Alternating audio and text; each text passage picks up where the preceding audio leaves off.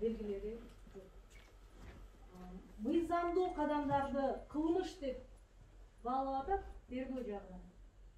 Ошого карата мен өзүмө тийиштүү жагын айта турган болсом, мына ошол кемпир абад суу сактагычын коргогон адамдардын мыйзамдуу кадамдар, биригүүгө болгон, сөз эркиндигине болгон мыйзамдуу кадамдарын азыр кылмыш деп атат да. Бирок ошол мыйзамдуу кадамдар дагы мен тараптан жасалган жок да.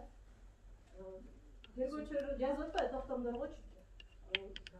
Терс жакка бурган коомдук пикирди, анан ар кандай жолугушууларды өткөргөн, анан кийин митингге чакырган депчи, ошонун бирөө дагы жок. Бул баары кылмыш эмес.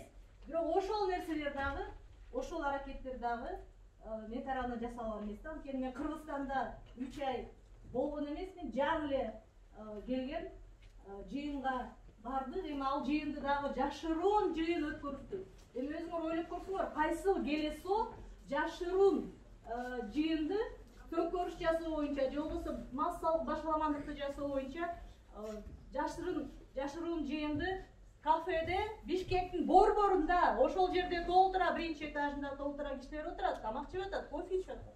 Анан бизди баягы бир келесо чалыш көрүп атышат да, ошол жерге биз барып жашыруун жыйын өткөрөт экенбиз. Анын эмнеси жашыруун? В публичном месте проходит собрание. Эми анын баарын айтып сайрап аттып, мейли козгошту. Аны түшүнүп атабыз. Бул жерде жалаң гана саясий себептер болуп атат да. Кемпир абадтын маселесин чечип алалы дешти. Кемпир абадтын маселесин чечти. Эми кой бериш керек эле да. Бирок дагы деле бизди кармап отурат да. СИЗОдун начальниги айтып атат, биз силерди тарбиялап атабыз дейт. Көрдүңөрбү? Мына азыр бизди булар тарбиялап атат. Тарбиялап атканы кандайча? Эми булар экинчи ооз ачкыс кылып атат да биздичи. Булар ооздорун ачпасын, кыйналсын, моралдык, психологиялык жактан кыйналсын деп бийликтин каналдары ушинтип берип атат. Булар кылмыш кылды деп берип аткан жок. Буларды камап койду дейт. Моралдык, психологиялык жактан кыйналсын деп камап атабыз деп жаңылыктан ошентип берип атат бизди камагандан кийин. Мына максат, негизги максат бизди камаганын максаты ушунда болуп атат да. Эми укуктук жагына өтө турган болсок, өзү кандай кылмышчы болбосун 2 айда тергелип бүтүш керек. Бүтүш керек. Анткени шектүү адам эркиндиктен ажыраш керек. Эркиндик деген ал эң жогорку баалуулук. Эркиндик жок болсо адамга жашоонун деле чынында кереги жок да. Ошон үчүн күнөөсүз адам жөн жерден эркиндиктен ажырап отурбасын деп мыйзам ошентип 2 айды белгилеп койгон. Мына 2 айда топко кирген 40 тергөөчү кирип атат. Топко эң мыкты, эң кыйын, эң биларман тергөөчүлөрдү бир топко жыйнап алып биздин ишти тергеп атат. Ошол 40 тергөөчүнүн 2 айда кылган бир дагы тергөө амалы жок. Чакырды, 1,5 ай өткөндөн кийин чакырды. Күнөөңүздү мойнуңузга алыңыз дейт. Бир далил алып келгилечи, бир эле далил көрсөтчү, мен күнөөмө мойнума алайын дейт. Эч нерсеси жок. Бир дагы далил көрсөтө алган жок. Жанында отурган тергөөчү айтып атат, тиги сура деп. Анысы сурап атат, эмне суроо берейин дейт.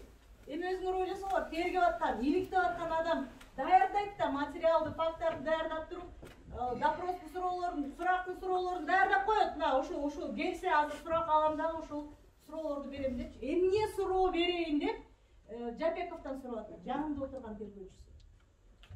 Эми же күлөрүңдү билбейсиң, же ыйларыңды билбейсиң. Бир чети буларды да аяйсың. Өздөрү тапшырма аткарды, буйрук аткарды, өздөрүн алып барды да бир бурчка такып алышты дагы, эми ошол бурчтан чыгаардын амалын таппай атышат да.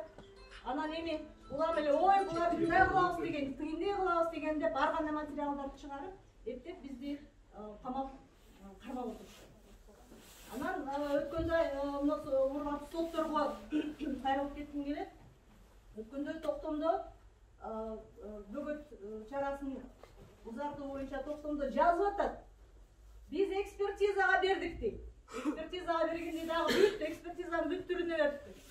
Мен эң таң калтырганы техникалык экспертизага бердик дейт. Эмнени берет? Мен телефонум менен мен компьютеримди берип атат да техникалык экспертизага. Эмнесин берет? Телефон ок чыгарат экен, же компьютерине жардыруучу заттар бар бекен деп береби? Эмнесин берет? Эми өзүңөр деле ойлоп көрсөңөр. Менден мисалы курал алып кетсе бир жөн, аны техникалык экспертизага берсе болот эле. алып кеткенде 2 компьютер, 1 телефон. Балдарым компьютерларына чейин көтөрүп кетишти.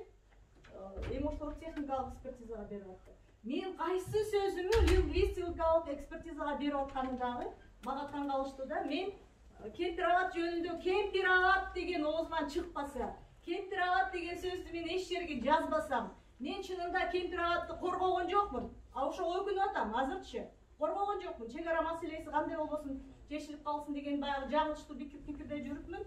Ошон үчүн жанагы иш-чараларга дагы кошулган жокмун да. Азыр өкүнүп атам, чынындачы. Ошондой эле чогуу эле ошо коргоочулар менен ызылдап барлык иш-чараларга катышып эле жүрсөм болмок да. Бирок алыста болуп калдым, катыша албай калдым. Кемпир-абад маселеси боюнча атам аябай жакшы айтты го, өткөндө атам айтты го. Кемпир-абадты берип атсаңар, анда түштүк элинин байлыгынын жарымынан көбүн берип коюпсуңар деди. Мына болду. Түштүктө 30 жылдан ачык жашаган, ошол жерде совхоздорду баштарган адам, ошол кемпир-абадта көрүп ошол жерде жашаган адам, жээкте